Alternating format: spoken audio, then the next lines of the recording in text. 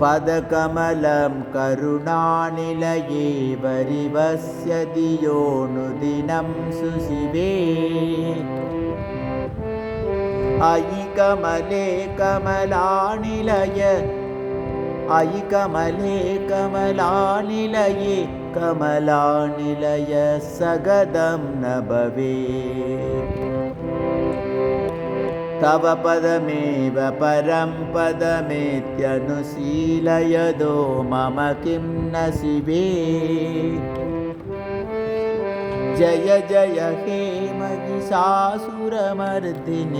रम्यकपर्दिनि शैलसुते जय जय हे महिषासुरमर्दिनि रम्यकपर्दिनि शैलसुते கருணையின் இருப்பிடமே, தினமும் உன் திருவடித் தாமரைகளை வணங்குபவர்களின் இதய தாமரையை உறைவிடமாக கொள்கின்ற மகாலட்சுமியே, நீ அடியவர்களின் நெஞ்சில் வாழ்ந்தால் அவர்களே திருமால் ஆகிவிட மாட்டார்களா?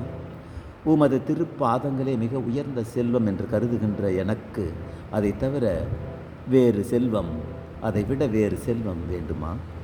மகிஷாசுரனை அழித்தவளே, அழகாக பின்னிய கூந்தலை உடையவளே, தாயே மலைமகளே, ஜெய ஜெய என்று உம்மை போற்றுகிறேன்.